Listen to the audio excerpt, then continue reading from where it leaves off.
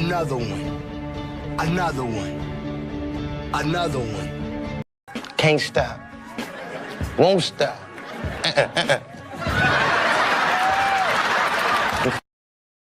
This motherfucker don't miss. No, he's fucking good. That motherfucker don't miss, man. He's good. In the heat of battle, he don't miss. No. In the heat of controversy, he don't miss. No. Are you tired of only owning inanimate objects, frustrated by human relationships that don't grant you the absolute power over life and death? Then you are the ideal candidate for sentient living animals. Why own a member of an inferior species? Well, in the past, animals have revolutionized agriculture, transportation, fashion, even entertainment. Now, thanks to centuries of forced inbreeding and genetic tampering, these ones are good only for companionship and stress relief. Maybe you'd like a very high-maintenance painting. Or perhaps you'd enjoy, due to deep-seated personality problems, owning a living thing exactly like those which you've spent hours trying to keep out of your home. These are another kind of living thing you can own. We don't sell them. They're fucking boring. In the end, we don't care why you want to own a sentient being. We're a business, and this is our product. Feed them to one another if you want. In some cases, that's what they're meant for. If anything, we'd ask that you don't have sex with them. But honestly, if you did, it's unlikely anyone would ever find out, since most can't talk. Isn't that right, little guy? No power of speech for you. We've even set up a display of baby living things like Scout here to trigger your hardwired nurture response. Which raises the question, if you don't buy this dog, will we kill him? Is that how it works? Do they just get killed if no one buys them? The risk is yours to take.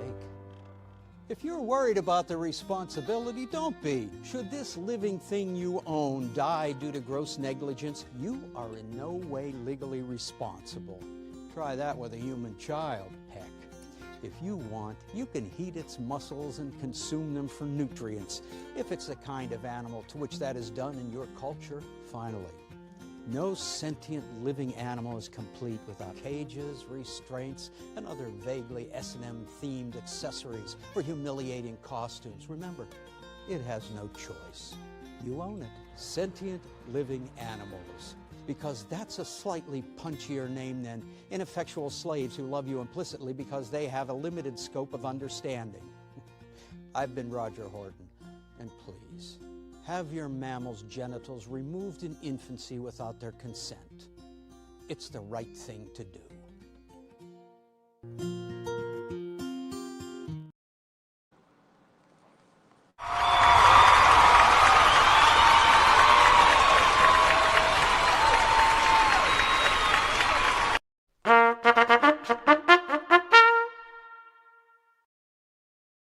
I am the Temu coach. I am the great value of podcasting content. I am the one-man marching band. I am Sky Daddy, Fofo, Fofos. But most importantly, I'm just here to deliver the message. Thanks for being here. Shout out to everybody that's been here. I'm well enough to go live tonight. So if God willing and the creek don't rise, I'm going to be here Sundays.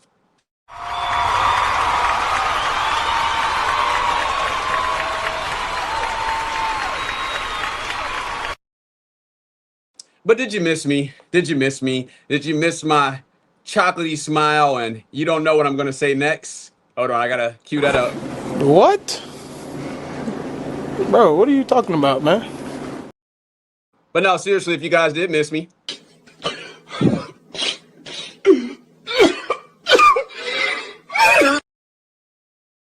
That is the wrong energy to have.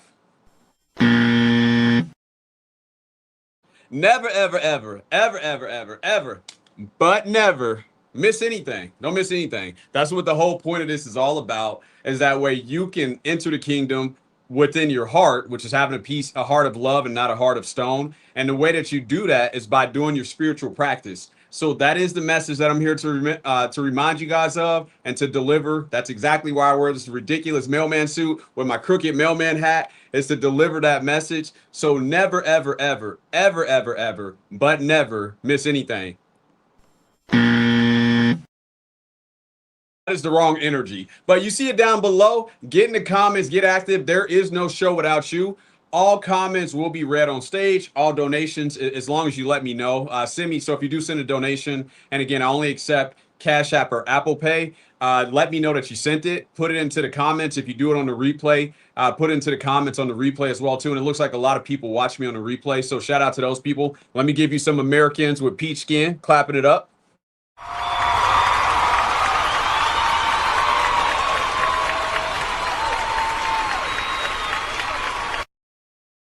I really appreciate people watching on the replay. I mean, that's cool. I wish I could get a few more people here live, but you know, we're gonna keep laying this brick by brick, but never, ever, ever miss anything. Continue to stay with the stillness, continue to stay with doing it consistently, and that's gonna be all the love that you need. So yeah, I wanted to just put that out there.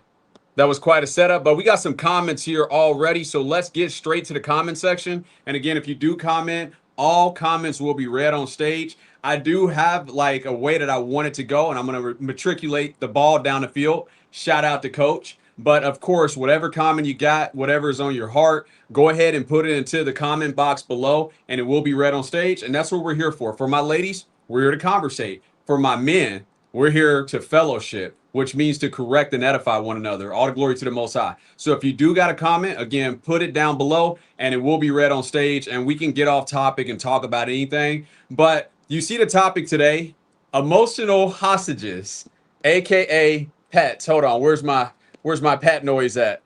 Let me get it queued up. Where's my pet noise? Oh man, I can't find it now. Oh, here it is.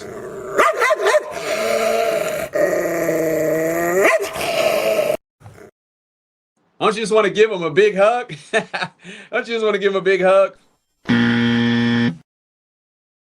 And of course, most pets are not that egregious. Most of them are lovable liabilities. But are they emotional hostages? Or is it used really strictly for the use of someone else? I mean, if you look at the pet's life, just time-wise, I mean, if you work in, not from home, and I would say probably less than 30% of people work from home. The number might be a little bit higher. Correct me if I'm wrong. But a lot of those people work away from home. So when you're at home, what is the pet doing? Is this the type of life that you would want if the roles were reversed? And what is it really for? I see people at the park, I'm taking a nature walk or something like that, and they're picking up the dog's poop.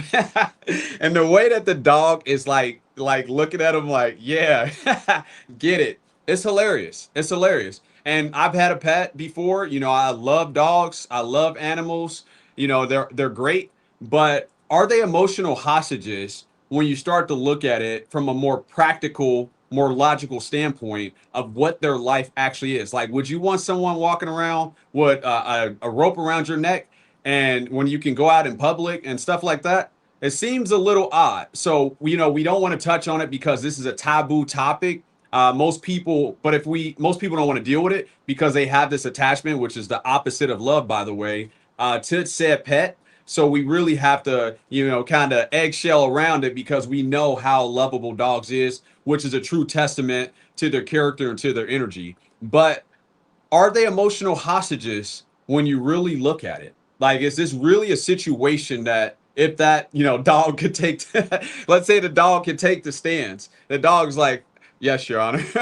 You're sitting on the stand and they're like, so when they picked you up and separated you from your family, how did that make you feel? And the dog's like, him right there. He did it. Like, is it really a situation?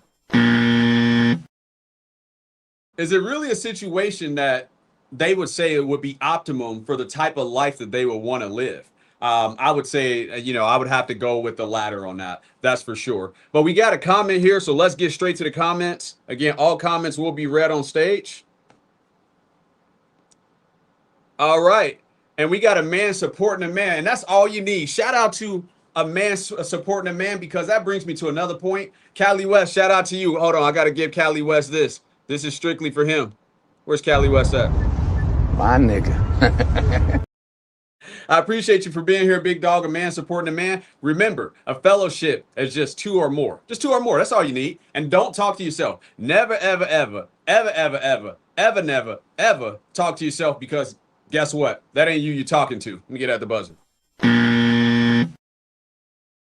So a man supporting a man, I appreciate you for being here, big dog, and stay for the most important part. You know, you are energy, just like I'm an energy, and we know that at some point we're going to expire. And trust me, big dog, you don't want to drop your body with anger. You don't want to drop your body with anger. You're not going to like how it's turned out for you. Hold on, let me get at the buzzer. So stay for the best part of my show, which is doing the 3 minutes of energy strengthening. Again, that's the mailman, why I wear the mailman suit. That's what I'm here to deliver, is to say, hey, there's another way that we can go to try to operate, and what's leading everything, our faculties, the so-called mind, is our energy. So if we can harness that in a way, if we can strengthen that enough in a way, we're going to make optimum, decisions just in life. And nobody that I can see is really putting that at the forefront of what we need to be doing. So a man supporting a man, stay here for that. That is the best part about my show. But I appreciate you for being here. Let me give you some Americans with peach skin clapping it up.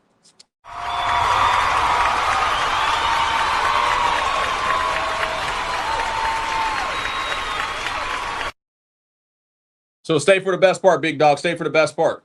Or if you do watch it on the replay, just, cut to that part at the end. And we're going to do energy strengthening. I always do it as customary at the end of my show, where I do the energy strengthening live on air for 3 minutes. And speaking of, September's right around the corner. Hold on.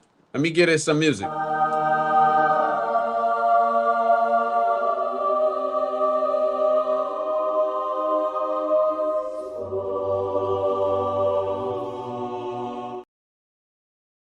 All right, so you know what that means. September's right around the corner. Monk mode, we get activated. And what monk mode to me is stand to the extracurricular activities, chocolate, sugar, trying to refrain from eating bread and stuff like that, coffee, anything that you see smoking, straight up West Coasting, whatever you're into. We're going to make a pause for the cause for just the month of September. And this is something that I did, I do the last 8 Septembers. As far as me starting to do the energy strengthening and the stillness, that's when I started that journey. But September is a very vital month. What I see, it's called the Virgo month. Hold on, let me give it that. And I'm not an astrology person whatsoever.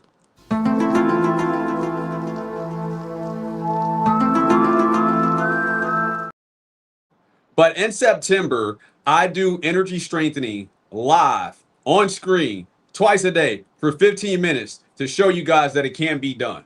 To show you guys that you can ascend to another level as far as making your energy more optimum. So I do it on screen. It's going to be a banger this year. I think a lot of people will actually view it. I did it last year. So if you go to my live streams on my channel, you can see in September of 2025 that I did the energy strengthening on screen, no sunglasses on. So you can see that my eyes are shut and I'm sitting here allowing the creator to work within me and above me. So you can go back to that, but we're going to do it again for 2026. So definitely check that out. Look forward to that. And I would say just observe it. If you see that you're not ready for it, stay where you're at. Continue to do 3 minutes, 5 minutes, whatsoever. But I recommend 15 minutes with the light, morning time, 15 minutes with the dark, nighttime, in order for you to ascend to the highest possible level, or to a higher possible level of your energy.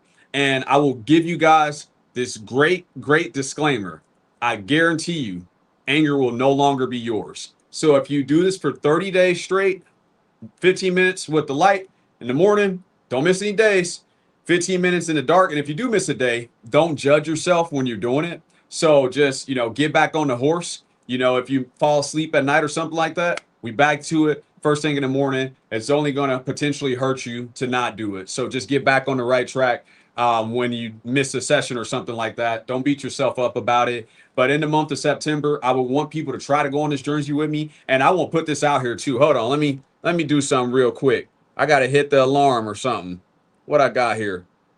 Yeah, let's do this one. I'm going to cut it short though.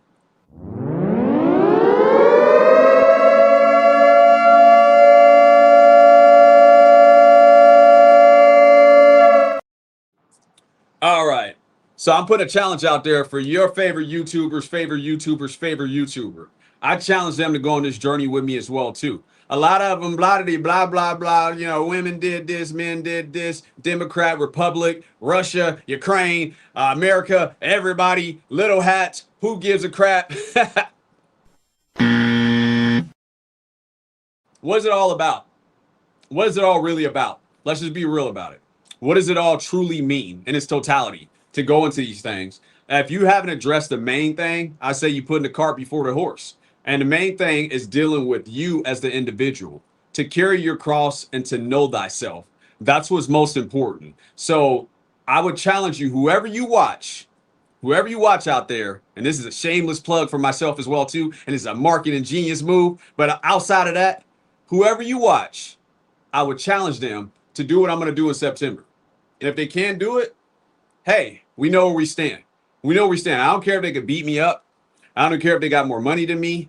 What are they doing with their energy? And what is there going to be their full reflection as far as when it's all said and done? And that's what it all matters about. So I would encourage them to do it. And it's so easy. It's so easy. You're just sitting there with your eyes closed for 15 minutes at a time, day after day. So easy. At the end of the day, what do you got to lose? So any YouTuber out there, anybody that does support the channel, I would say put it out there. A lot of people don't want you to put other people in their chat or something like that. But say, hey, there's this guy. He's doing this. It's real interesting. And is that something you could pull off?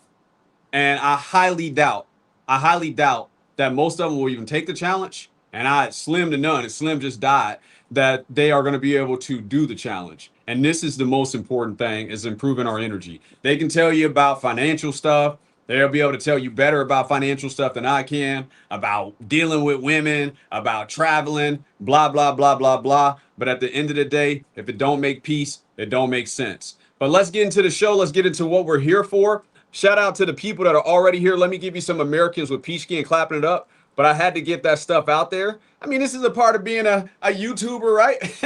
It's a part of the game, right? But yeah, I would encourage you to say, what are we truly doing to improve our energy?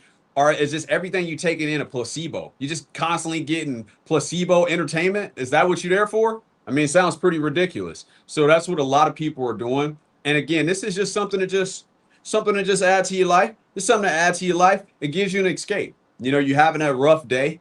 Things are not going your way. Take 3 minutes where you can just breathe, align your spine, separate from everything.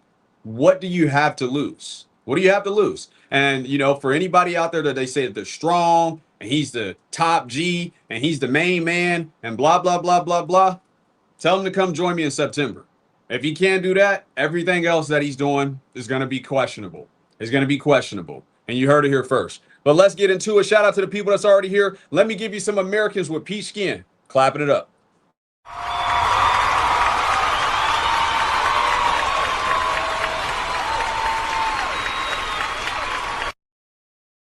But yeah, that's my PSA. That's my PSA. And I will guerrilla market those videos where I'm doing the energy strengthening 15 more minutes in the morning, 15 minutes at night, live on stream for those 30 days in September. I'm absolutely going to, put it out there as much as I possibly can.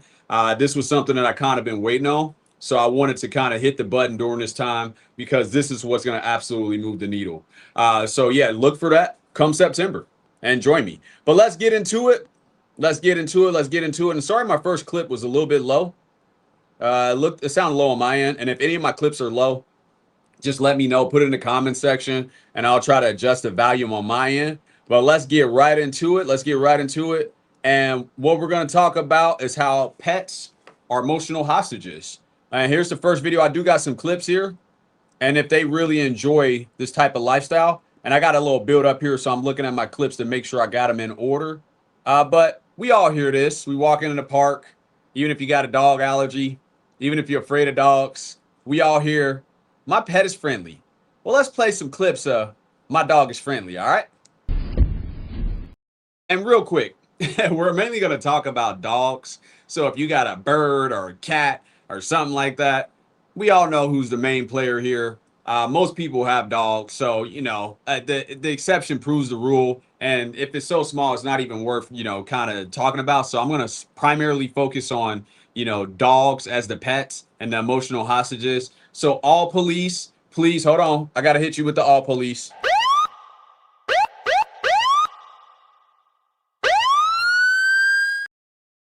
Also, for other people that are going to come over and pets are this and this and going to do all that, yeah, I got something for you guys too.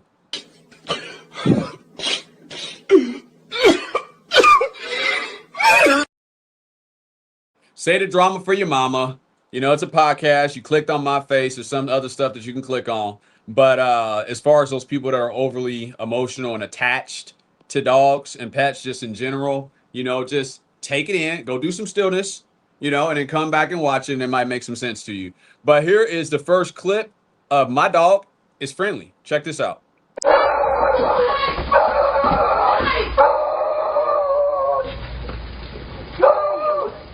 You still stated it because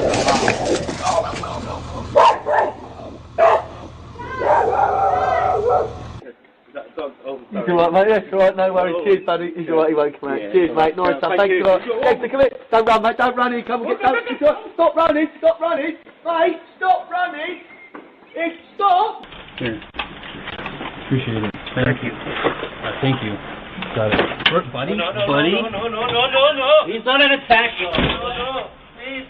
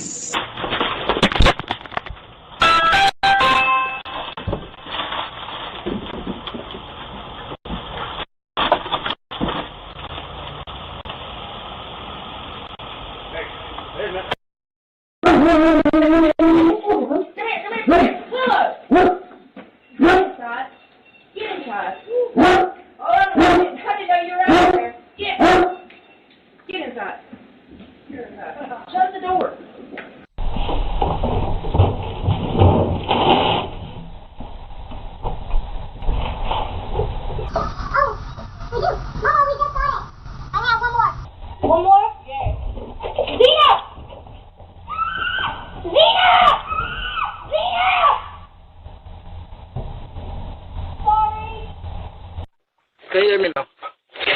Yeah.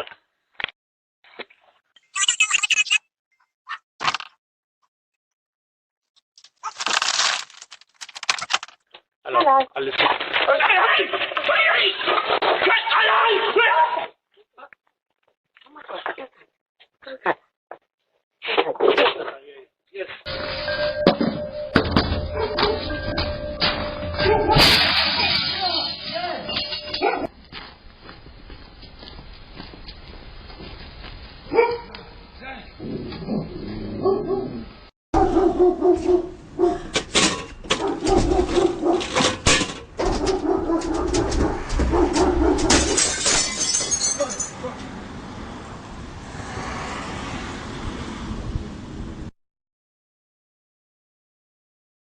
But yeah, my dog is friendly. He never bite anybody that I know. Let's get at the buzzer, man. That's crazy. Where's the buzzer at when you need it? You know, and I would say that 90% of pets or dogs in general are not as extreme as what we're going to see in the video. But then that's going to raise a different question. Is the juice worth the squeeze? Is the juice worth the squeeze? And we're going to address that. We're going to look at it for what the real issue is, get into the roots of it. And it's probably something that you don't see. It's probably a direction that you might not have noticed or you've observed. And let me just hit you with this.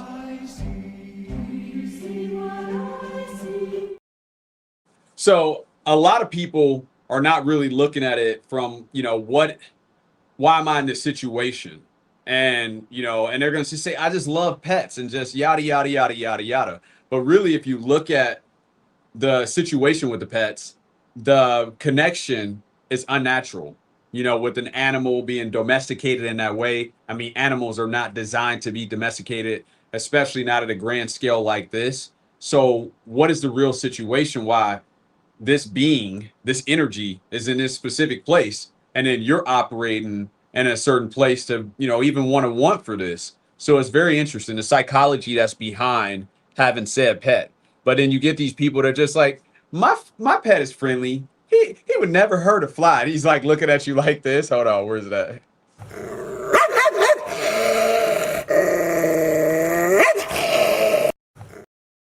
Man, he's so friendly. He wouldn't hurt a fly. Hold on, I gotta do that one more time so somebody can cue this up. My pets.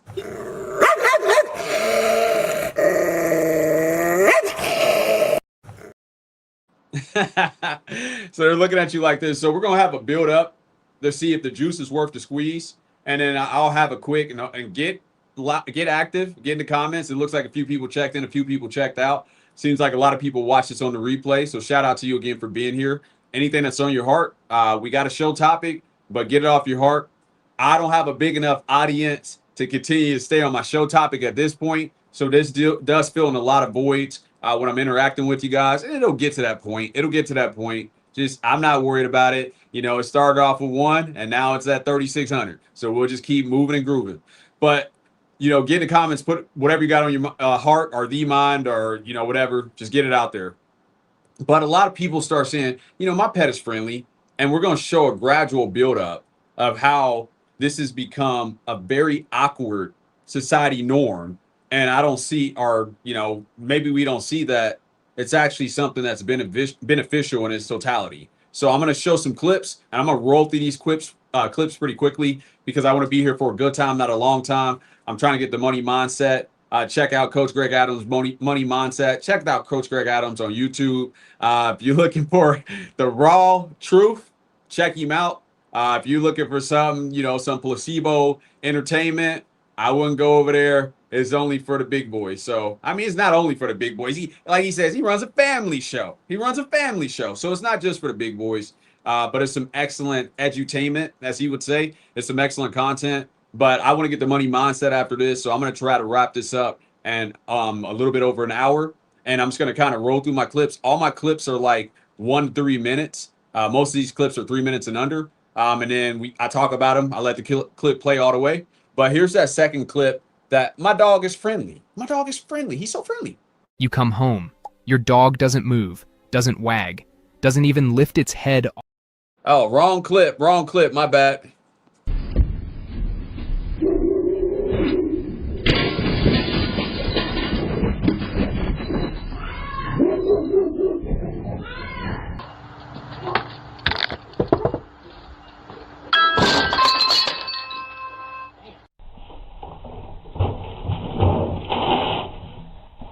One more? Yeah.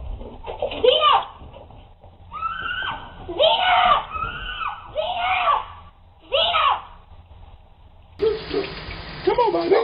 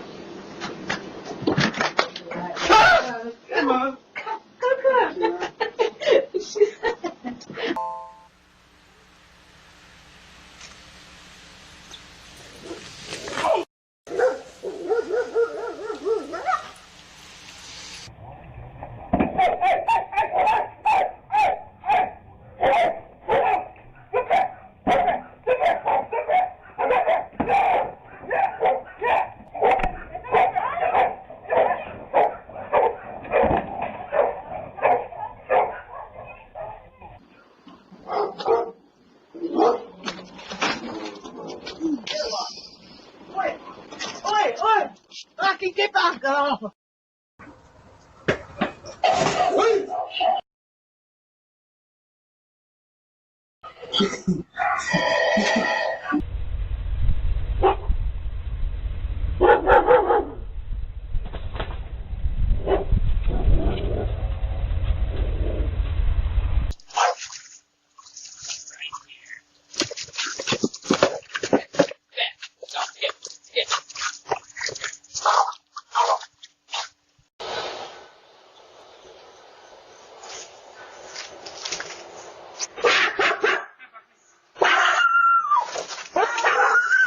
Yeah, how's any of this cool? Now, these little dogs will bite you too. They'll mess you up. They'll mess you up. And I didn't know I was muted most of the time. I was back here giving my commentary. I didn't even know I was muted. So yeah, that's the segment. My dog is friendly. And we've all had these situations where, you know, and it's not like the dog is maybe attacked you or something like that, but growled at you or lunged at you. And you just kind of just minding your own business. It could have been the way that you smelled. It could have just been you just chilling or whatever like that. And we look at this as like a very normal like culture. And it psychologically, there's something so much more. That part is just a little part. And I'm going to show you where it can, you know, gradually build up into something that, you know, could be really bad. And it happens far too frequent, especially when I was doing my research. I had tons and tons and tons of videos that I could have showed where the dog ain't so friendly. So I had tons and tons of videos that I'm getting ready to reel off right now. But the few that I'm getting ready to reel off right now, I mean, and it really gets into some dark, you know, bad stuff. I could have been on here for 8 hours with the amount of videos that I found where, you know, my dog is friendly has led to a situation that got way out of control. And I'm going to start reeling those videos off right now. And some of this is absolutely unbelievable that it even got to this point. And that we look at this as a norm within our society. But here's one of the first ones. And let me make sure I got this one on here.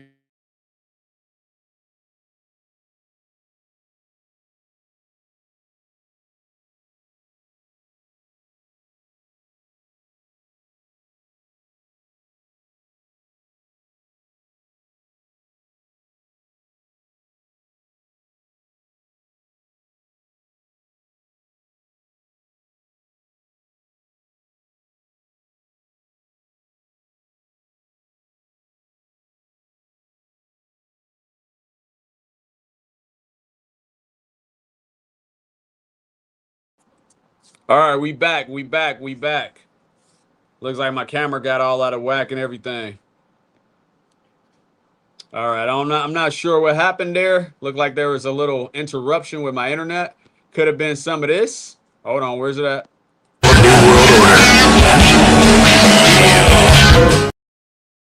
All right, that was interesting.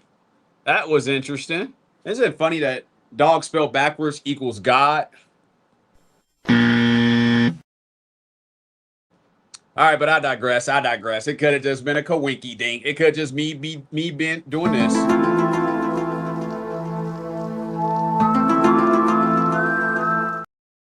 All right, but we back. So again, we building this up, you know, from my pet is friendly into, you know, the deep psychological thing that's behind it.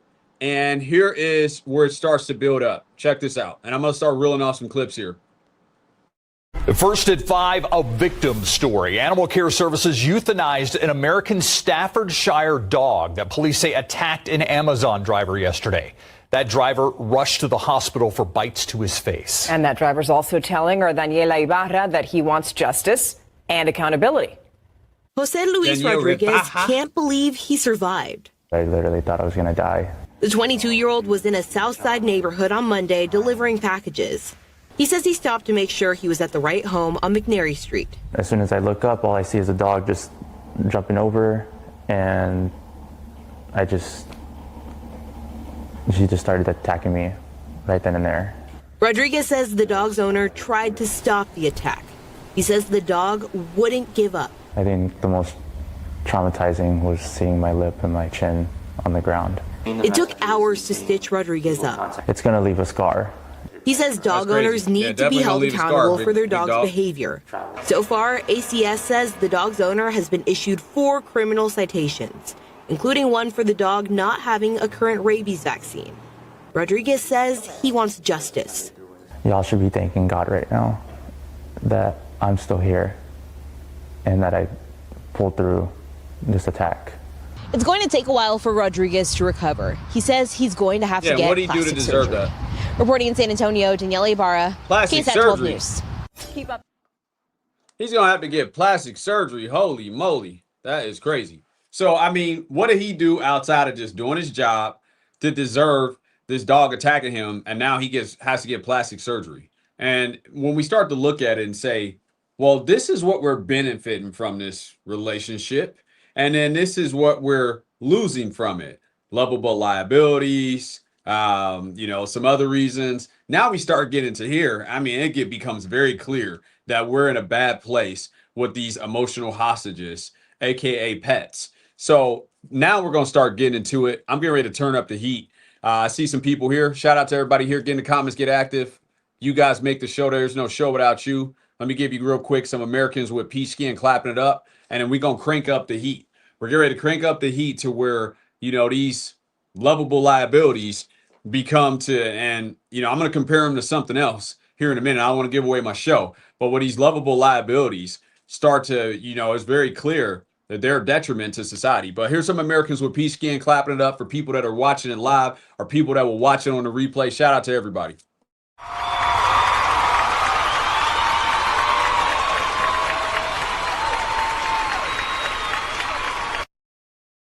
Thank you very kindly for being here.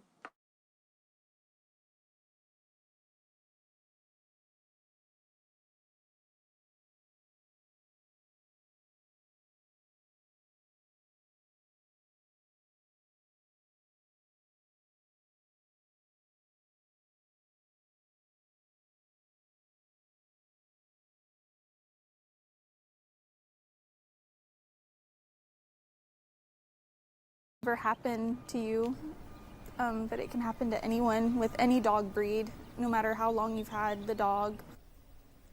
New tonight, family is grieving the loss of their newborn after their family dog bit him last week. According to the family, the 6-week-old was sleeping in his crib when it happened. Good evening, and thank you for watching Fox 43 News at 10. I'm Katie Inman. Reporter Aaron Velasquez. Ever happen to you, but it can happen to anyone with any dog breed, no matter how long you've had the dog. New tonight, family is grieving the loss of their newborn after their family dog bit him last week. According to the family, the 6-week-old was sleeping in his crib when it happened. Good evening, and thank you for watching Fox 43 News at 10. I'm Katie Inman. Reporter Aaron Velasquez spoke with those parents who are now spreading awareness through their tears.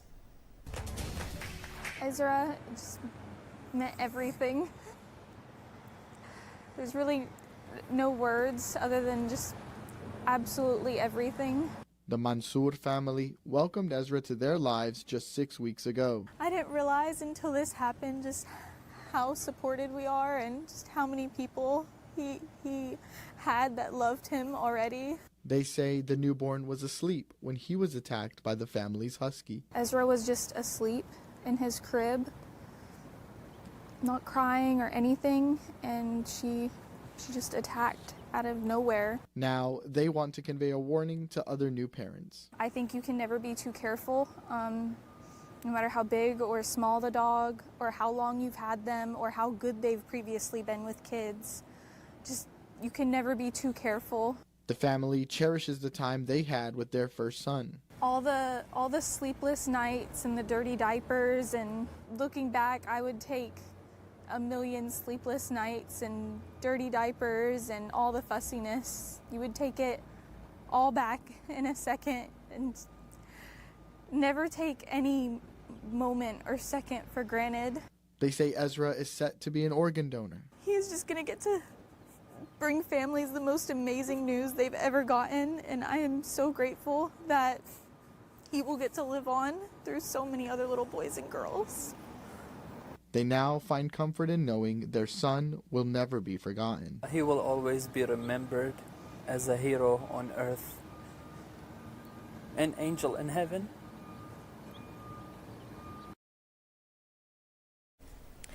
Aaron Velasquez joins us now. And Aaron, what are the updates you can share about the dog? Katie, Young Williams Animal Center said that they are holding the 8-year-old dog following the attack and that it is currently under a 10-day bite quarantine, which is required by state law. Back to you, Katie. Aaron, thank you.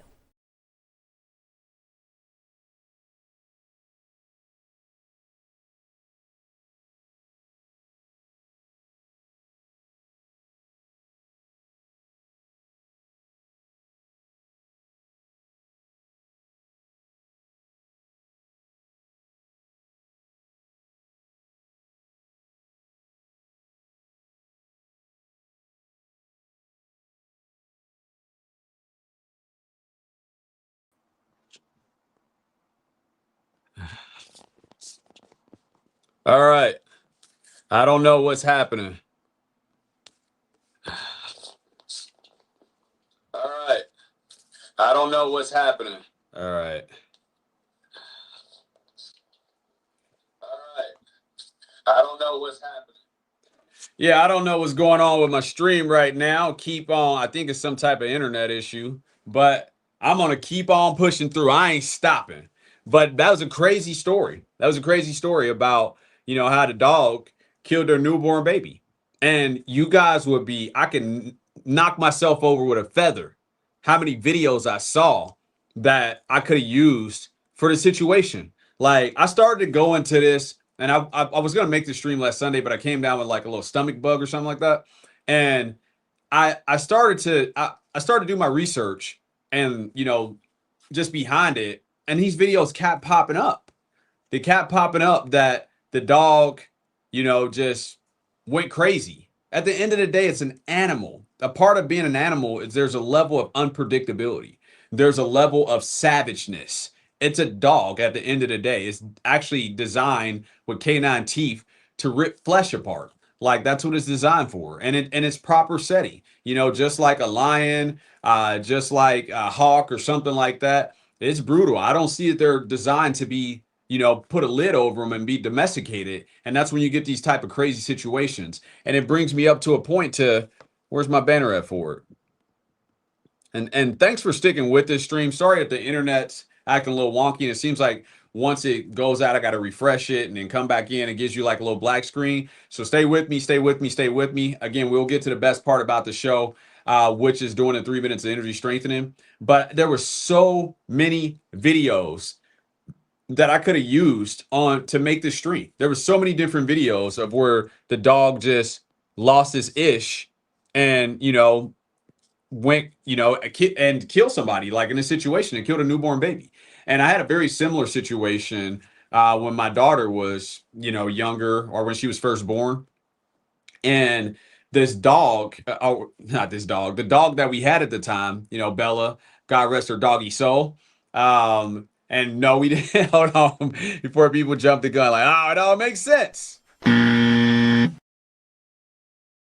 No, it happened that, she had some type of illness, and at some point she did pass away.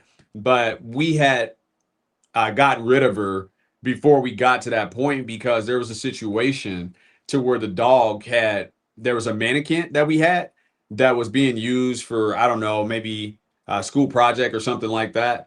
And the dog bit all in the faces, and then it would growl and stuff at the baby, and just, it did some other little stuff. And it was just like, I don't like the direction that this is moving. I don't like the direction that this is moving. So I pulled the plug on it. Also, the space that we had at that particular time didn't really permit the best setting for a dog. So it was a decision where we said, hey, look, let's focus on this. And the dog we had to part ways with. But no, I had a similar situation to where the dog, and it's almost like they're territorial. Like, they want that same attention, because that attention, and dogs ultimately, they're hardwired for food, just like all animals are hardwired for food. I mean, food is their God in a sense.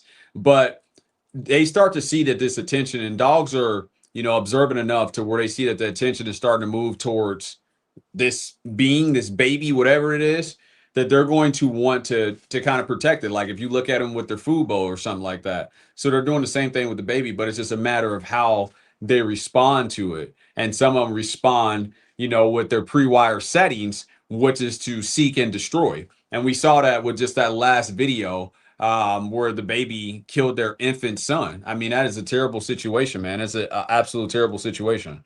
And I'm going to turn up the heat now. I'm going to show you guys some more videos. And again, I was lots and lots of these videos that I found that I could have played, but check this story out. A 23-year-old woman has been killed by her own XL bully. Nicole Maury's dog is believed to have mauled her to death after she returned from celebrating her birthday. A second dog, a Staffordshire Terrier, is also thought to have joined in the attack. Footage has now emerged showing Maury dancing with her XL bully in her kitchen, while other videos show her hugging the dog. A 20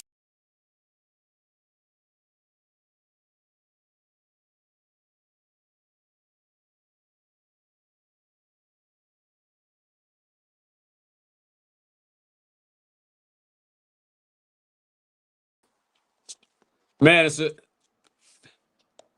Let me see if I'm back. Man, it's a... All right, it's been a rough stream. Let me see if I'm back. Been a rough one. Thanks for sticking with me. Been a rough one. All right, it's been a rough stream. All right, hold on. Been a rough one. All right, let me try that clip again. I think I might have solved the problem. Let me get my banner back up there. Shout out to anybody that watched this stream. Hold on. Let me get this stream the buzzer. But we gonna keep pressing through. So we heard the first story about the baby getting killed, the infant baby getting killed by the dog. Not exactly sure what type of dog it is. And then check out this story. A 23-year-old woman has been killed by her own XL bully. Nicole Maury's dog is believed to have mauled her to death after she returned from celebrating her birthday. A second dog, a Staffordshire Terrier, is also thought to have joined in the attack. Footage has now emerged showing Maury dancing with her XL bully in her kitchen, while other videos show her hugging the dog. Yeah, it's a pretty wild story. Again, I'm getting ready to start flying through these now because I'm trying to convey a certain point. And we start to look at it, and I'm going to ask you guys, if there's a 20% chance you jumped out of a airplane, would you still jump out of that airplane? With a 20% chance. Let's say there's a 20% chance that your parachute's not going to open. So there's a 20% chance you jump out of an airplane and your parachute's not going to open. Do you jump? Is that a good enough percentage for you to throw caution to the wind? For me, I'm going to say absolutely not. So is this a similar situation where it's like, hey, this only happens maybe 10% of the time? Is this a 10% that we need? What does that 10% represent? What a greater number. So what does it really mean? I see, and I don't want to give it away, but you guys can see what direction that I'm going in. I'm going to keep reeling off these clips, but God rest her soul. But this one's even worse. And again, we building it up to where I can prove my point. Tragedy struck a family that was just trying to give a dog a loving home. 4-year-old Kiana McNeil was killed by her new Doberman less than an hour after taking the dog in, according to her stepmother. She says Kiana and her mother had to say goodbye to their last Doberman a few months ago when it died of cancer. They were trying to fill the void of that loss and wanted to adopt another dog of the same breed. She says the man who sold them the dog dropped it off at their home in Michigan. 45 minutes later, Kiana tried to give the dog a treat when it bit her in the throat. That's shady. Neighbors reportedly said the girl's mother screamed and tried to fight the dog off, but it was too late. Beautiful little girl. Kiana's stepmother says the family is heartbroken over this horrible loss of a little girl with a fun spirit and a lot of love to give. For InsideEdition.com, I'm Mara Montalbano. Yeah, you can say all this stuff about the parents should have got it from a better place and blah, blah, blah, blah, blah. But what do we do with this dog in society in general? I mean, we're going to put it down. We're going to put it down. I mean, for whatever reasons, that dog was in a certain space and then it did this. That is the main thing that we need to observe. Oh, that dog could have been beaten, Sky Daddy. That dog could have came from a bad home. Dogs that come from good homes, blah, blah, blah, blah, blah. Don't do this, man. You reaching.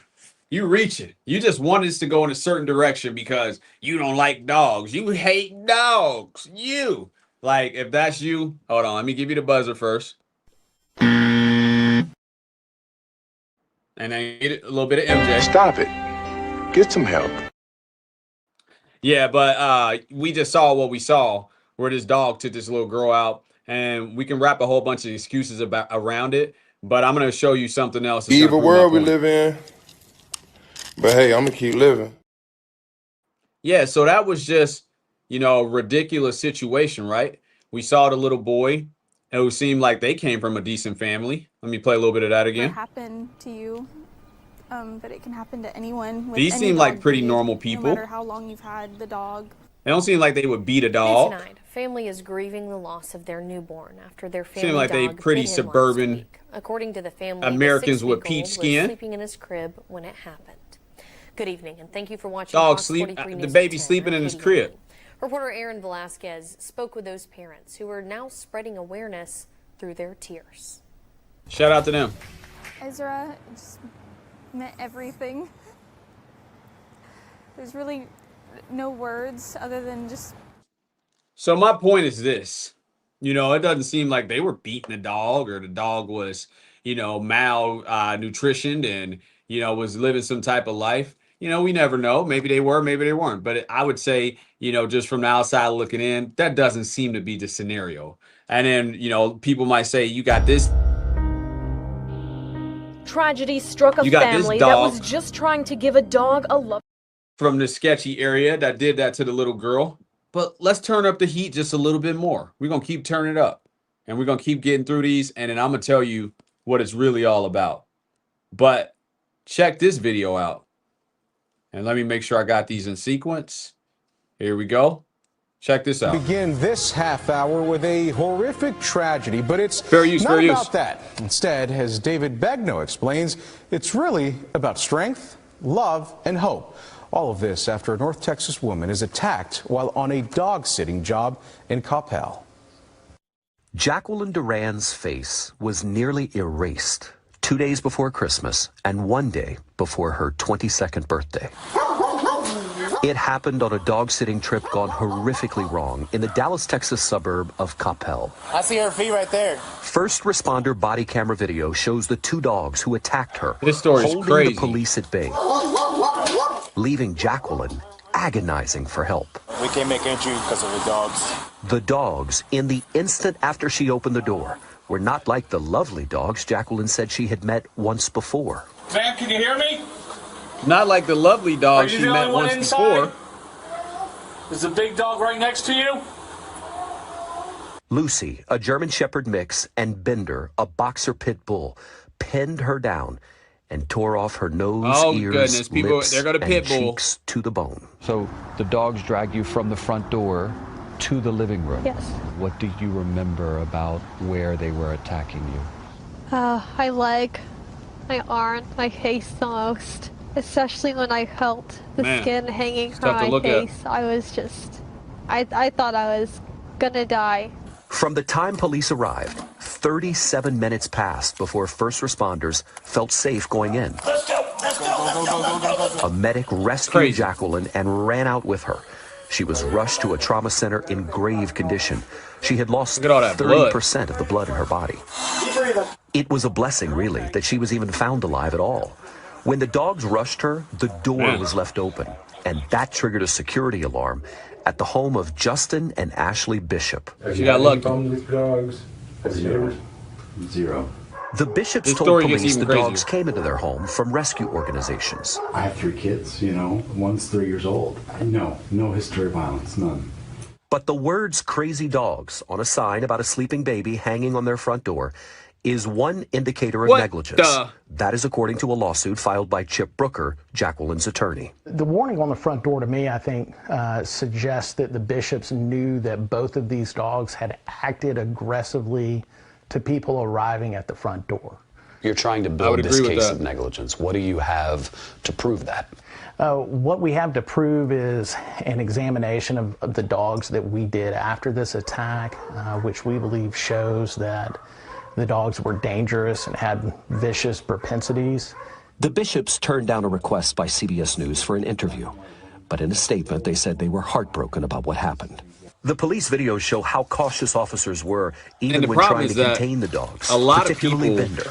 Once not at the necessarily hospital, the dog emergency per se. surgery lasted for 7 Maybe hours we could revisit before this Jacqueline's parents, once people John and get to Shirley a certain Duran, point. heard from one of the doctors. But a lot of it is definitely on the person training the dog. Multiple times. Describe for me the moment you first saw Why her you look like after that the dude attack. off of Star Trek? I was just glad to see her alive. The heck he Her got whole on? face was totally bandaged. They had her in induced coma for over a week. Must have been somewhat deceiving because the He bandages straight up got really that Star covered Trek up fit the on. worst of it. It did. Exactly. It really did. I just kept telling her that she was a miracle and that she was going to be restored. She will be. When we met Jacqueline 7 it's tough weeks to look after at. she had been in the hospital, doctors had grafted skin from her buttocks and her forehead to start the process of rebuilding her face. Woo! Woo! Man, that's tough to look at, man. That is tough to look at. Hold on, where's my evil world? Evil world we live in. But hey, I'm gonna keep living. Man, that's tough to look at. That's tough to look at. But who wants more? Who wants more? I can't believe we're already at the hour mark. And sorry about all the technical difficulties. I'm going to have to shake the internet a little bit, shake the cord before I start next time. But yeah, here's the interview with this girl who got her face mauled by the dogs. And it's almost worse because, you know, you got to continue to relive that trauma in a disfigured sort of way. I mean, there's only so much they're going to be able to do to repair her face based on the damage that was done from the dogs. And then it gets to a point to where, is the juice worth the squeeze? I mean, what are we really gaining from this connection? What are we really gaining from this relationship, so to speak? You know, what are we really gaining from it? Maybe we can observe that. Maybe that'll come into our observation while we're doing the 3 minutes of energy strengthening. But here's that second interview with this girl. And again, I want to wrap this up. I want to keep this moving and grooving, but it's really tough to look at. Doctors had grafted skin from her buttocks and her forehead to start the process of rebuilding her face. Fair use, fair use. I feel like I didn't ask for this, so I think that it's time to show who I am now. Shout out to her. And I can't be scared of it. What are you hoping to get across with this interview? I want for dog owners to know their animals and be able to communicate with their sitters how they are. These are the same dogs who you had met a week earlier that you said were lovely. Yeah. You know, lovely one week that part, and Star Trek shirt. The next. How do you square the two? Honestly, I'm speechless. They don't change their attitude from the time that I eat them to the time that I go there for the first time. Jacqueline was released from the hospital after 60 days. They didn't change her attitude. Leaving there was a brave and spirited 22-year-old woman, deserving of the applause that she got from the doctors and nurses. When she got home, first responders gave her a champion's welcome. I really appreciate it. Her dogs were even waiting, and so was her boyfriend. I love you. Jacqueline doesn't want to be seen as a victim, but rather an example. And that may be why she didn't hide the scars that showed the more than 800 bites on her body. Crazy situation. So when I first interviewed you, you could open your mouth about 5 millimeters. Yes. Now you're up to 21 millimeters. Boy, with that Star Trek shirt. We've had the benefit of watching you heal over the course of a month, and it is notably different, better. Are you seeing that yourself? Yeah, I am seeing. And what does that do just for your own spirits? I think it really lifts me up compared to where I was. Yeah. Because I just felt so helpless in the hospital. And being at home, I knew I was going to heal more here than I could at the hospital. Therapy is a full-time job now. Her mouth is stretched 1 millimeter at a time so that she can eat more. Countless surgeries are to come. When you hear 1 to 3 more years of surgeries, is that daunting for you? It's not fun to think about, but I also think about how amazing the doctors are, and so I'm putting it in their hands to help me. Come on! You should know that there's a lot of hope in Jacqueline and her family. In fact, in looking to the future, guess what? There is a place in her heart still to love dogs. She'd been dog sitting for 7 years and still dreams of working with animals. The last we spoke, you mentioned maybe something involving animal welfare? I was thinking dog training, because that's... Dog training? Yes. That's my dream, but... Man, she's committed. I'm not sure where life is going to take me yet. She has her senses now. She is committed. She can walk, she can talk, she can smell, she can hear, and she can see. She's going to be fine, I think. In addition to the love from her family, there is 24-year-old Nathan, who she has dated for 3 years. He just recovered from cancer. And when he was going through treatment, Jacqueline often drove him and stayed with him. Hey, shout out to him. Shout out to them. I'm so grateful that I get the opportunity to show the same level of love and care that she showed me during that time. I'm glad that I get the chance to. And I'm glad that I get to be there for her. David Begnaud, CBS News, New York. Man, So is the juice worth the squeeze? And again, when I was doing my research, do it for yourself. You don't believe me? There was unbelievable amounts of videos that I could have just used for this stream to see if the juice was worth the squeeze. And I'm gonna have to say emphatically, and I'm gonna use a drum roll, please. Is the juice worth the squeeze? And I'm sure you guys know where I'm going. Let me get a little drum.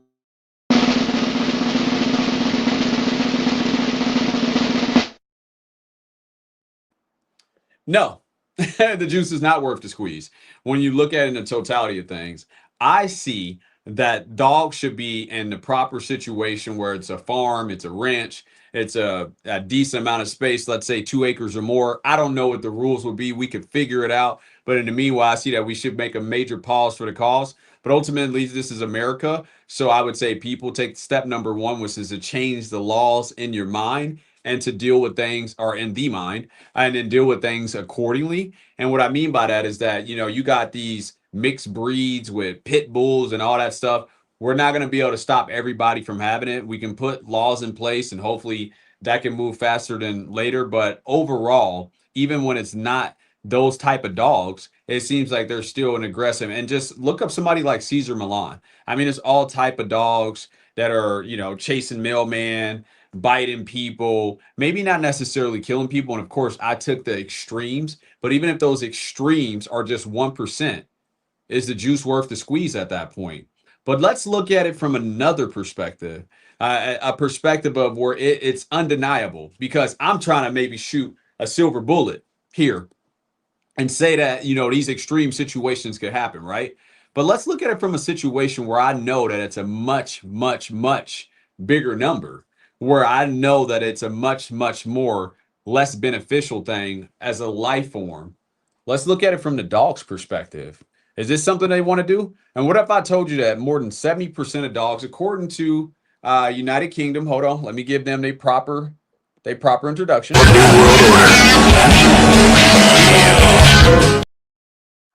According to the United Kingdom, UK's with peach skin, clapping it up. According to their research, that more than 70% of dogs are depressed.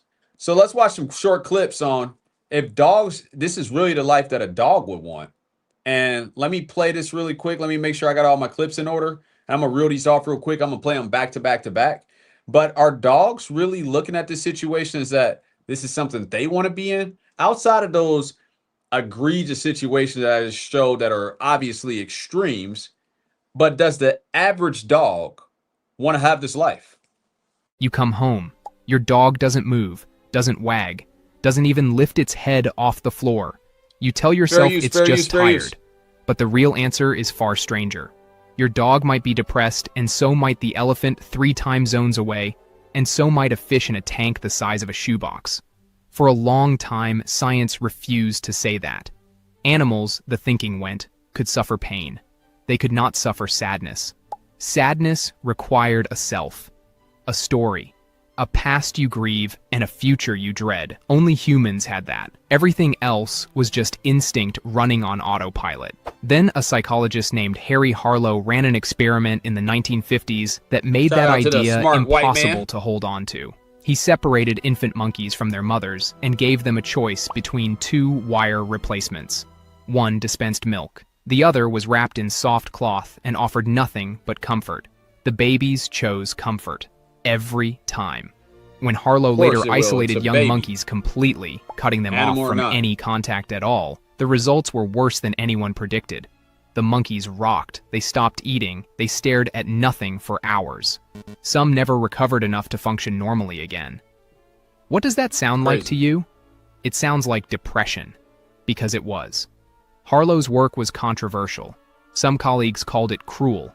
Others called it unnecessary, since anyone who had ever owned a dog already suspected the answer. But science doesn't run on suspicion. It runs on evidence, and until Harlow, there wasn't any. His monkeys gave researchers something they couldn't argue with, A measurable, repeatable collapse in behavior that looked, moved, and responded exactly like human despair. The debate about whether animals could feel that way was effectively over. What remained was figuring out how far the pattern extended. Around the same time, a researcher named Martin Seligman was running a different kind of experiment, this one with dogs. He exposed them to mild shocks they couldn't escape. Later, even when an easy escape route was right in front of them, most of the dogs didn't take it. They just lay down and endured it. Seligman called this learned helplessness. The dogs hadn't learned that escape was impossible. They had learned that trying didn't matter. And once an animal believes that, it stops trying at almost everything. Not just the shocks, eating, playing, living with any spark at all. The unsettling part came later, when Seligman applied the same framework to people. Patients who described themselves as depressed showed the identical pattern his dogs had shown years earlier. Passive, unresponsive, convinced on some level below conscious thought that nothing they did would change anything. The line between animal behavior and human diagnosis, which science had spent a century keeping carefully separate, started to blur into something closer to a straight line. Yeah, and that's it. I mean, if the owner's going to be depressed, then there's a good chance that the dog's going to be depressed. Now, let's ask ourselves, are most people in a positive state of being today? Let's go ahead and get at the buzzer because we all know the answer to that. We know that most people are not positive people. Most people are not forthcoming people. So then they have this sentient being. I love that word. They have this sentient being that's dependent on that person in order to be its master, in order to be its leader, in order to be its owner, you know? So like if we know that being is depressed, then the dog has no chance. Of course, in most situations, the dog's going to be depressed because that's the energy that's feeding. That's exactly why they are emotional hostages, if you ask me. Not all, but most. All right, but let's play that next clip where I'm proving that there's doggy depression out here. Doggy depression. Oh no. Here's the second carefully clip. Separate, started to blur into something closer to a straight line. You've probably felt a version of that yourself. The point where effort starts to feel pointless. That feeling isn't uniquely human.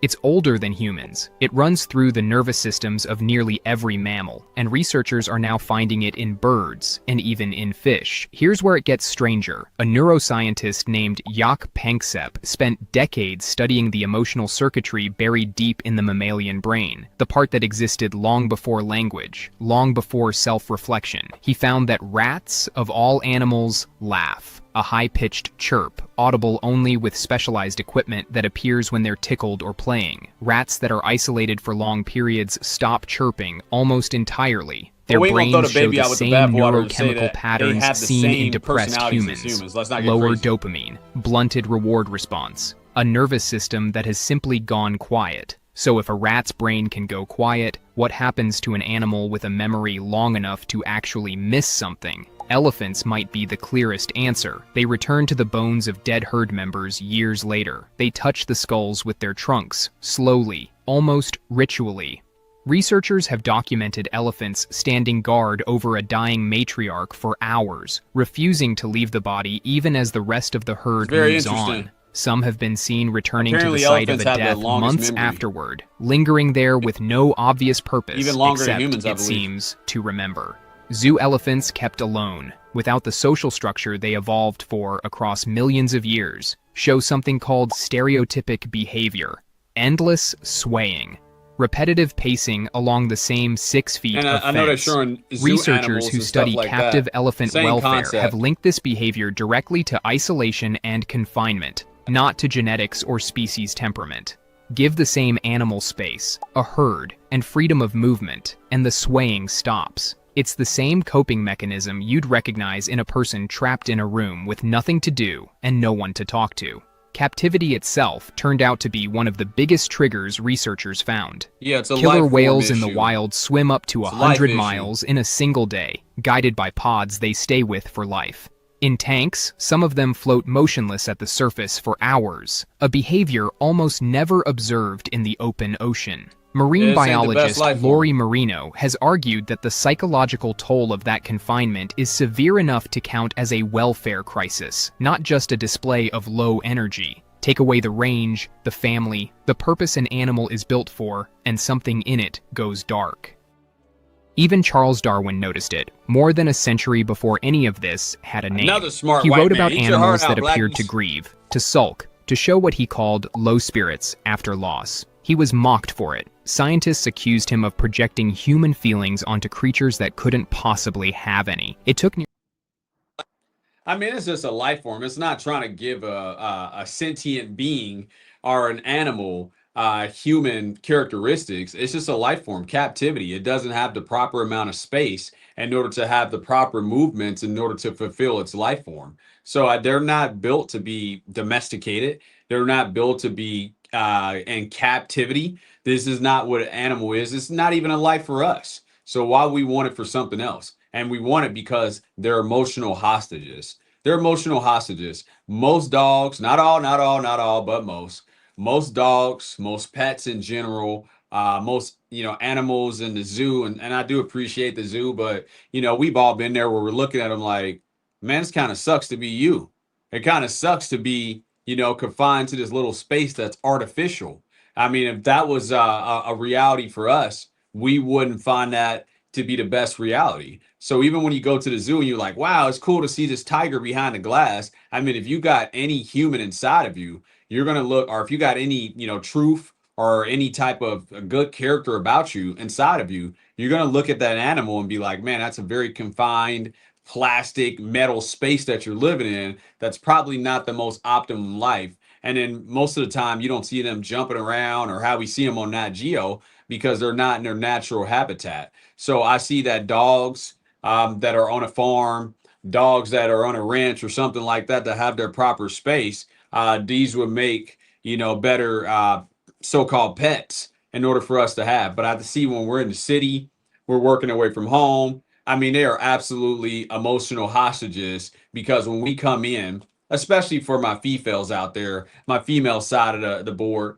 they come in and they're so happy and so excited to see us. And then that gives us a boost, which is a codependent relationship, and it's not positive, but they're absolutely emotional hostages in that situation, and they're getting depression from it. And depression just means when the life form goes lower than what it should be or how it should operate because of sad situation. Depression is not real. There's no such thing as a depression, but there is, for every action, there's a reaction, and it's reacting to its environment. It's reacting into a situation which is not hardwired or designed to be in. It's an emotional hostage. But let me get to the final video, and then we're going to wrap this thing up and put a big red bow on top. But here's the final video. It's a real short one. It's only a minute and 33 seconds, just wrapping up doggy depression. Loss. He was mocked for it. Scientists accused him of projecting human feelings onto creatures that couldn't possibly have any. It took nearly 150 years of careful research to prove that his instinct, the uncomfortable one, the anthropomorphic one, was closer to correct than the cold dismissal that replaced it. What all of this points to is something uncomfortable if you've ever kept a pet, or eaten from a factory farm, or watched a dolphin do tricks in a tank without asking why it looked so still between them. Sadness isn't a human invention. It's a biological alarm system, and it appears wherever a brain is complex enough to form bonds, expectations, and a sense that something has been taken away. Strip away the environment, the connection, the sense of control an animal needs, and that alarm starts ringing. Quietly, persistently, in a language we spent centuries pretending we couldn't hear. And maybe that's the real reframe.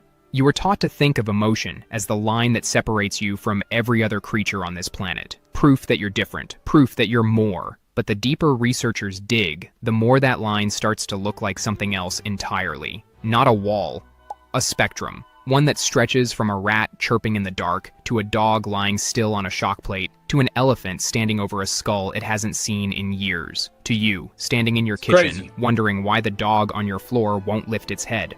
Next time your dog won't lift its head off the floor, you might still tell yourself it's just tired. But somewhere underneath that thought, you'll know the real answer is far stranger and far more familiar than you ever expected it to be.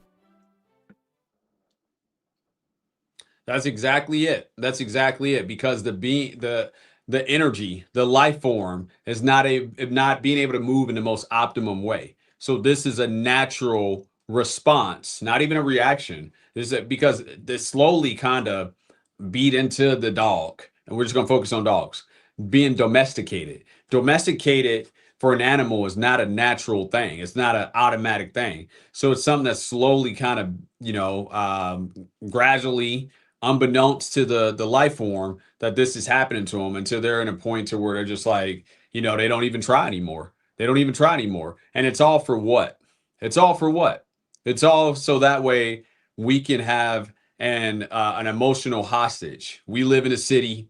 We're gone for 10 hours. This emotional hostage is there, put in a cage a lot of times. Sometimes they got to poop and pee in the house, and then we yell at them on top of it. We ignore them. You go out and do different things. And like, what type of life is that for them?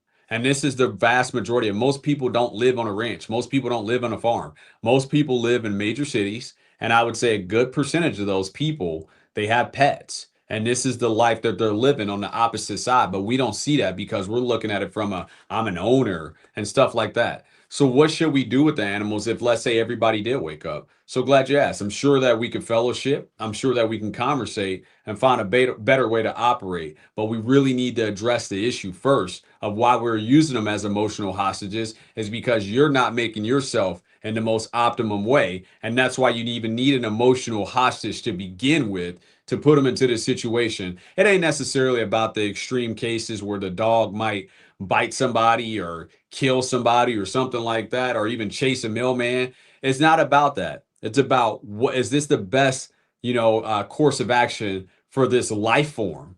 And then what are we really doing it for? And we're doing it because most people are not the most optimum version of themselves, and they're using this as a codependent connection or a codependent relationship with the dog, with the pet, in order to have their emotional fix.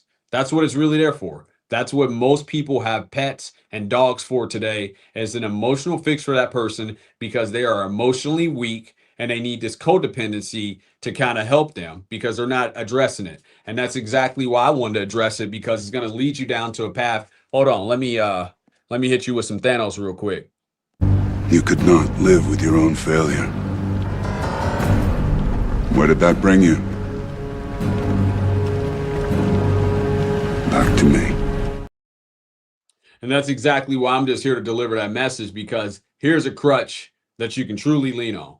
Here's a crutch that you'll never need anything else to kind of have this codependency and this attachment to. You've found your space. You can attach as much as you want to here, and you'll be good. You'll absolutely be good. And it'll allow you to see and to have a stronger energy, so that way you can make the optimal decisions. Trust me, your heart's beating. You're not beating your heart. We need something. We need to get aligned with that, so that way we can have optimum energy at all times. And we're not going to be able to do that on our own. We're not going to be able to do that on our own. But in a secular sense, let me show you guys really quick where we're supposed to put that energy instead of putting it into an emotional hostage. Instead of putting it there, this is what we were really designed to do, for us to be designed to do. We've addressed the dog. So let's address what we were in absence of having this emotional hostage situation with the pets. This is what we were actually supposed to do with that energy. Check this out.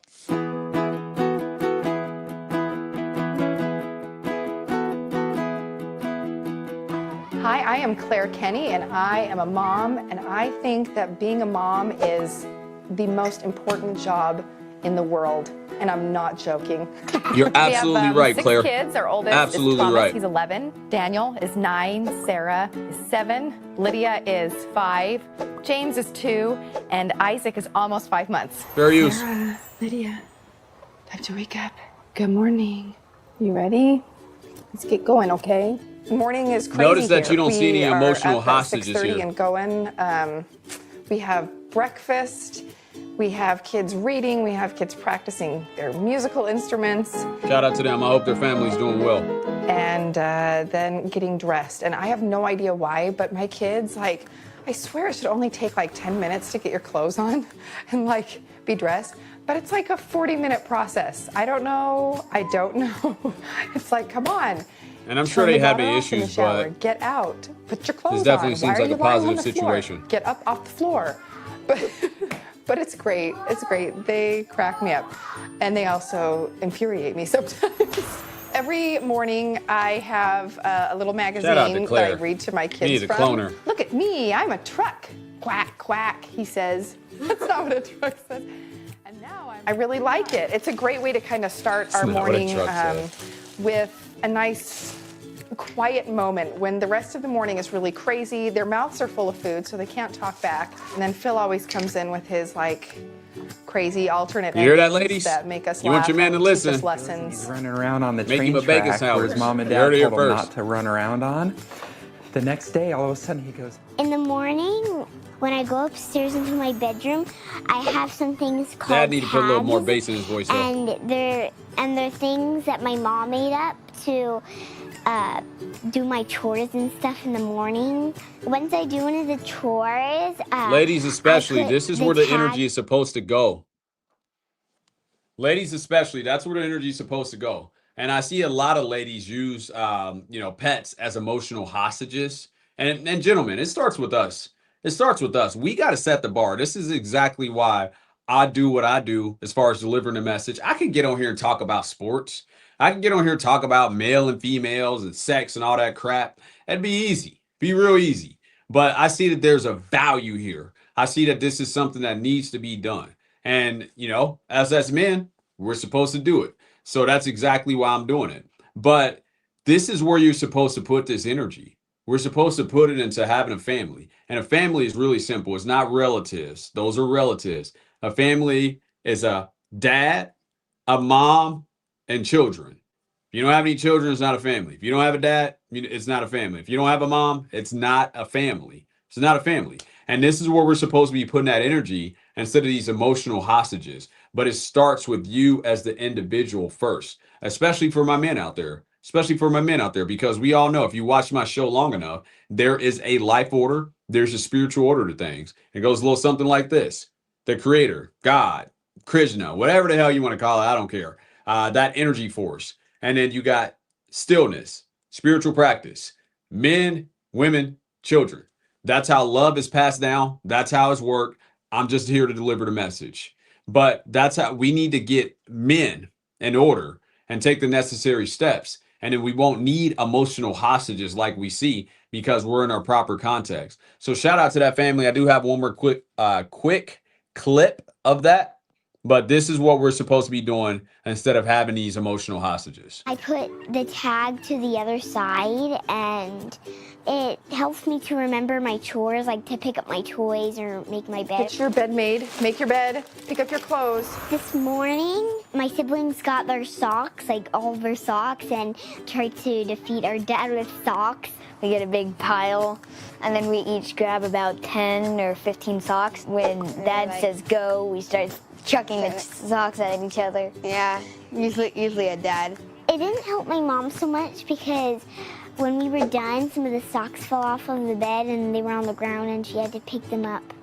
Yeah, having 6 kids, just hey, having shout out 6 to them and their kids family. sometimes can make it too much to handle. That is a hard thing, feeling a little bit stretched thin in my abilities to take care of everyone at the same time. And hoping too that in doing that I am doing a good enough job in all of those areas. I don't know, I look around me and I see so many of my friends, their kids are dressed so nicely and I'm coming with my kids, I'm like, whatever, they picked out their own clothes. But gosh, at the same time, maybe I'm a refreshing breath of air for people because they're like, oh, well, she doesn't have it Claire, together. if you're as Maybe good I as don't have to have it advertised, together all the time we either. appreciate your work out here. Bless you. Oh, bless you, cute guy. Oh, wow, that was cute. Oh, bless you again. That was cute. Part of our morning routine is singing a song called Make It a Good Day that was started by my mom. I think it was a song she learned when she was a teenager. I hope this ain't some Dateline NBC story she sang it to later us on down the the way to road, school though. every morning, and so now I do Well, this seems, the same thing with my kids. We seems sing the pretty same good. Make It a Good Day Seems song. pretty good. Good day, make it glad, better with learning, there's much to know. Make it a good day. Seems pretty perfect. Build on your heritage and do your part. Hey, Hey, shout out to them. Let me give them some Americans with peach skin clapping it up. Shout out to them.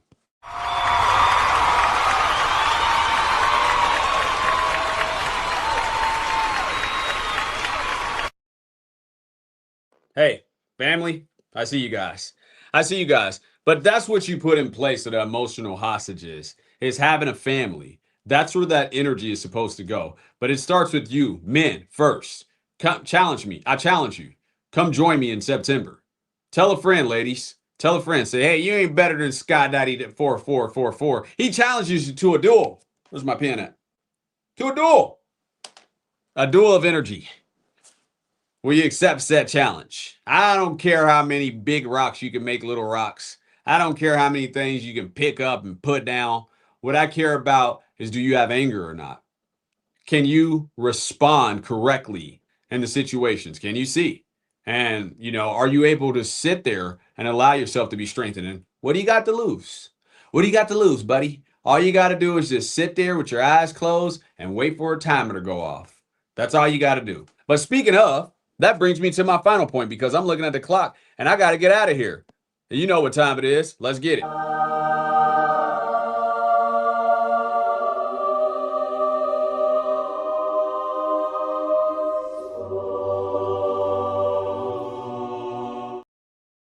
Yup.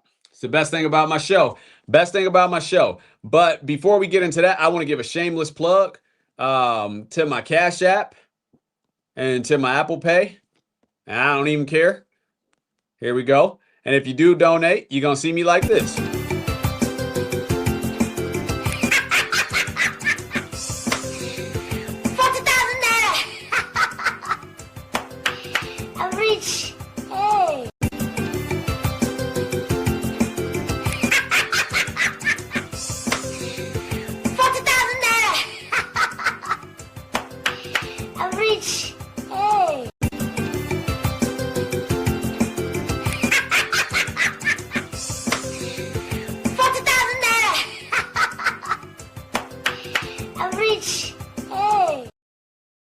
But if you do want to donate to the show, again, $1, $1, and I'm hoping to get $1 from at least half of my subscribers. Let me know when you send that $1, so that way I can read your comment on stage. I can set up a conversation for my ladies, or a conversation for my fellows, where we can fellowship, correct, and edify one another. But yeah, donate to a Cash App, and I'm sorry the banner keeps coming off, but I'll keep pressing the button. I don't care. If you donate to Cash App or if you donate to Apple Pay, those are my two trusted sites right now. Yes, I can get Ko-Fi. Yes, I can get, what's the other one? PayPal. Yes, I can get, whatever, Venmo. I don't know about Venmo. It's some weird stuff going on with them. But if you donate, please let me know either next stream or on a video. Just comment whatever you got, and then we'll figure out a way. I'll give you my email, or we could set up a consultation as far as doing energy strengthening together with yours truly. We could FaceTime or something like that. However you want to use the 5 minutes, as long as it's within the parameters of respect and being a decent human being. It's crazy we even got to give disclaimers nowadays. But as long as it's within the confines of that, then, the whole goal of the consultation, the whole goal of the conversation for my ladies and the fellowship with my men, is for us to move towards doing energy strengthening. Maybe we could talk about some childhood traumas or something like that, and see, point you in the right direction and show you that this started in the womb, that you need to go and forgive your mother for what she did to you, and that if she knew better, she could have did better. And even setting up, a time where you would go to your mom and you would actually forgive her, so that way you can clean out your cup. You can start pouring the energy strengthening in, pouring the stillness in, to where you can become the best version of yourself. And then also forgiving your father for not protecting you from your mom. So we conversate, we fellowship about that, so that way it's clear to you. And trust me, it won't take longer than 5 minutes. It won't take longer than 5 minutes, because we all got the same story. I am batting 1,000 with this. So set that up. You give me $1, you get 5 minutes where we can get this pointed in the right direction. Tell a friend, and hopefully we can get to the point to where at least half of my subscribers are paying $1. They're paying $12 a year. And of course, this is a marketing play. I mean, this is, at the end of the day, I am running this to do it in a certain way. It can't be ran on nothing. There has to be some energy burnt, which is going to require food, which is going to require time, which is going to require more resources that I might need in order to continue to deliver the message. Like even a mailman, he's got to have on good shoes, right?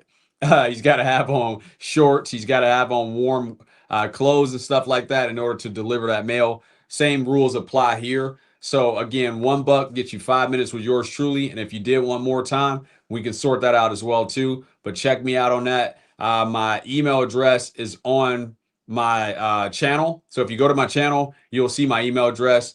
You can hit me up there. But again, I'm not going to schedule the consultation until at least a $1 donation is made. So shout out to everybody that's watching this on the replay. Shout out to anybody that will donate. And I will get to it in time. Just again, I'll leave your email address. And then also, let me know either in the comment section, some way, shape, or how, so that way I can see it. All right, but enough of that. Enough talky.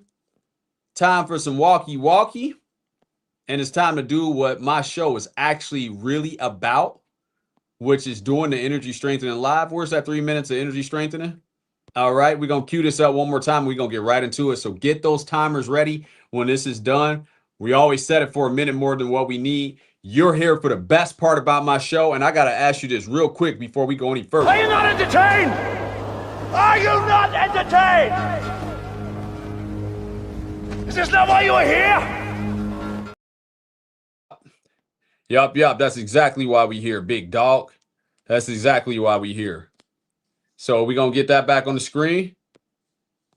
We're going to hit our heaven music, and then we're going to set our timers and get right into it.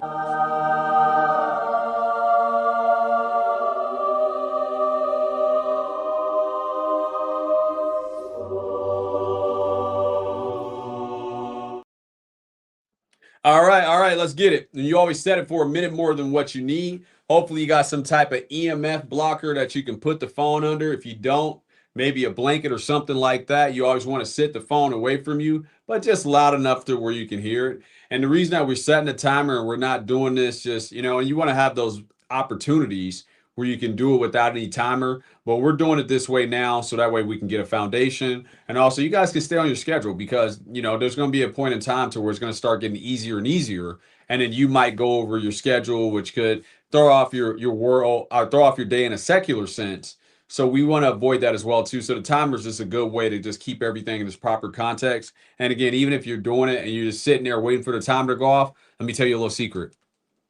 It still works. It still works. It still works. All right, so 4 minutes of energy strengthening.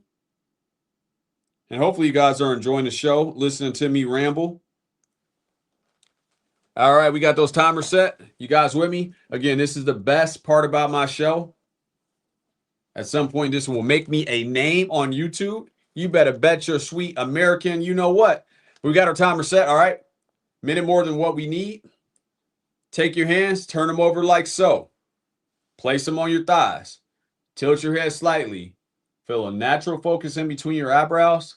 Close your eyes and just breathe and just try to be aware of the thoughts. Let's go.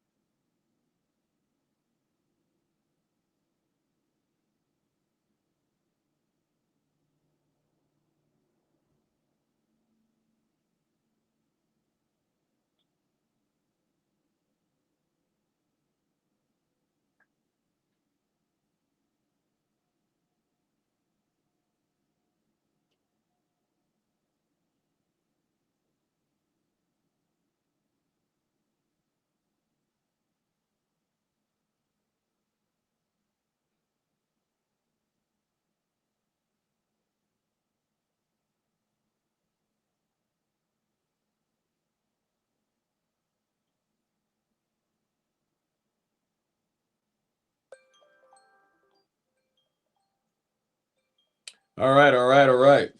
And open your eyes very slowly, as slow as possible.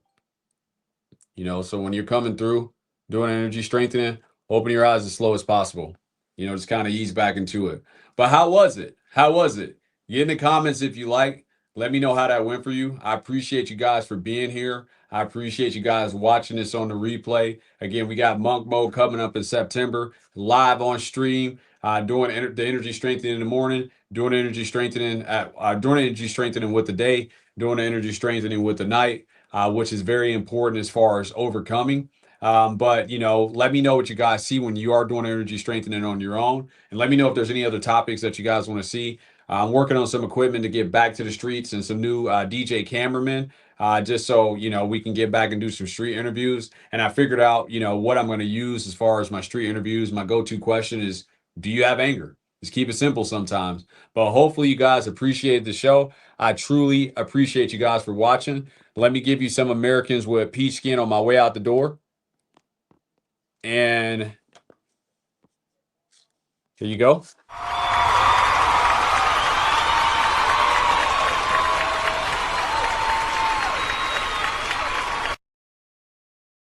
Truly appreciate it. But if I stay any longer, I have to charge you. Peace. See you guys next Sunday.